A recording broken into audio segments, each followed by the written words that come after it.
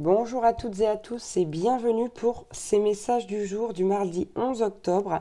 J'espère que vous avez passé une belle et douce nuit. Et puis on va prendre aujourd'hui les petits messages qu'on a pour vous. Allez, on prend quelques messages sentimentaux pour le professionnel et on va finir par prendre quelques conseils.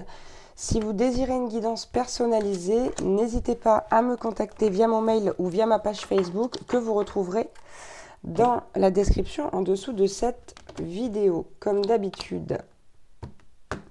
Allez, c'est parti. On a l'air d'avoir peut-être une suite d'hier ici du côté sentimental.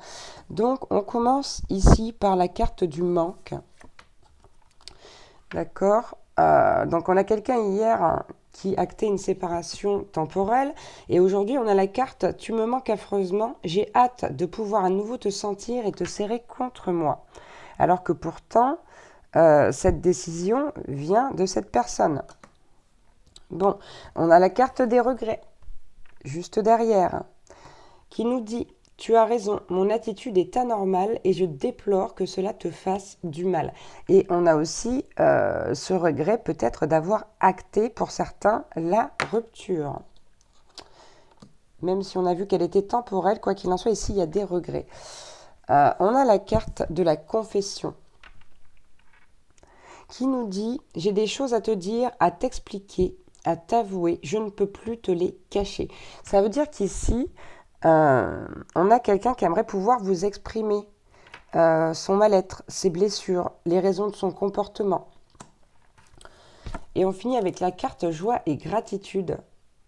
Parce qu'ici, on se rend compte, d'où les regrets, hein, on se rend compte, et je vais vous lire le message, ton amour embellit ma vie et je te suis reconnaissant, reconnaissante de m'offrir ce cadeau si sublime. Donc en fait, en actant la rupture, on se rend aussi compte que finalement, on est aimé quand même. On est aimé quand même et, on se dit, mince, qu'est-ce que j'ai fait? Pourquoi j'ai fait ça? Et en même temps, on est rattrapé par ces blessures, donc on a vu hier d'humiliation, d'injustice, qui viennent encore semer la pagaille. Hein. On est chez quelqu'un là qui est vraiment réellement perdu au milieu de ses blessures et qui a du mal à savoir, entre guillemets, ce qu'il ou elle veut. Ok. Donc là, aujourd'hui, niveau sentimental, du côté de votre autre, c'est le flou total. On va aller voir du côté professionnel. Bon, on a encore du Gabriel et du Raphaël. Décidément, l'archange Gabriel est très très présent en ce début de semaine. Donc, avec le 10 de Gabriel au niveau professionnel, on vous dit demandez aux anges de placer des personnes capables de vous aider sur votre chemin.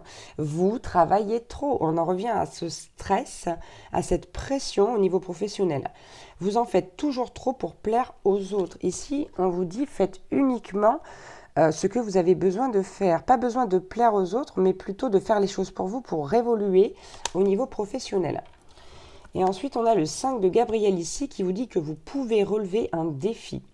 Éloignez-vous des personnes vivant une situation tragique et montrez-vous patient envers vous et envers les autres.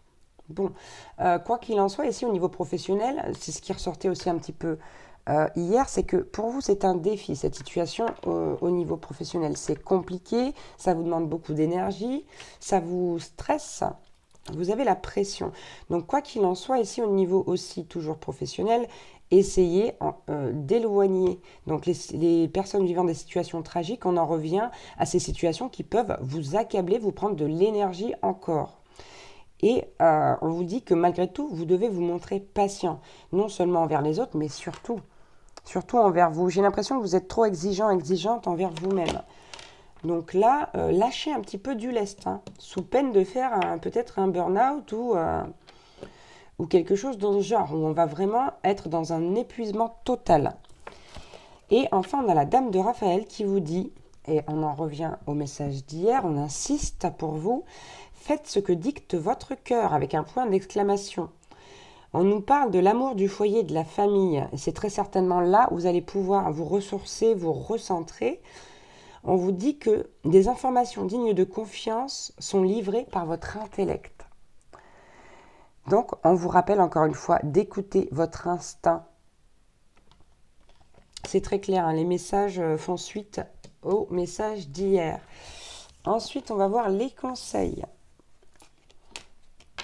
Bon. On a la carte de la conscience, la carte de la compassion et la carte de la fluidité. Donc au niveau de la conscience, de la carte de la conscience, on vous dit vivez le moment présent. Vous faites trop mal au cerveau, si je peux formuler ça comme ça, avec les choses qui vont arriver, qui devraient arriver. Vous pensez à des choses qui pour l'instant ne sont pas nécessaires et vous encombrez votre esprit. On vous dit soyez conscient de vos pensées. Justement, vous n'avez même pas encore lu la phrase. Donc soyez conscient de vos pensées, des pensées qui peuvent vous servir justement dans l'instant présent et laissez les autres de côté pour l'instant.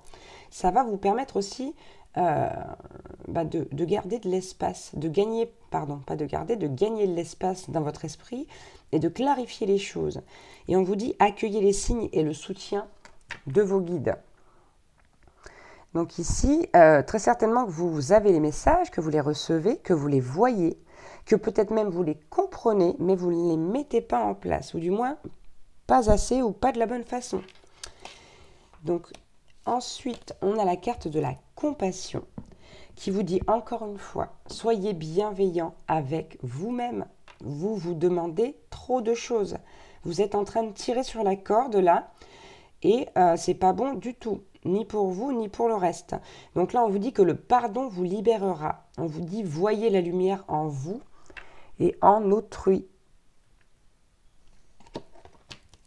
Et enfin, avec la carte de la fluidité, on vous dit, trouvez une voie plus facile. On vous dit clairement qu'il y a une voie plus facile pour atteindre votre but, peu importe le domaine.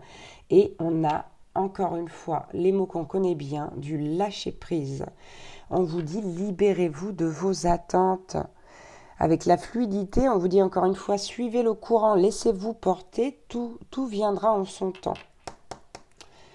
Donc, il faut lâcher du lest.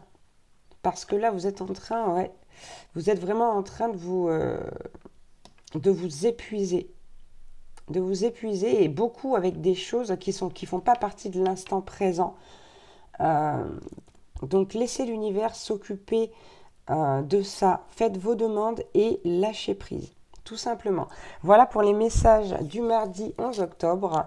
J'espère que ça pourra vous aider, vous soulager. Et moi, je vous souhaite en attendant une très très belle journée pleine de lumière et de bonne humeur. Je vous embrasse et je vous dis à demain pour un nouveau message du jour. Ciao, ciao.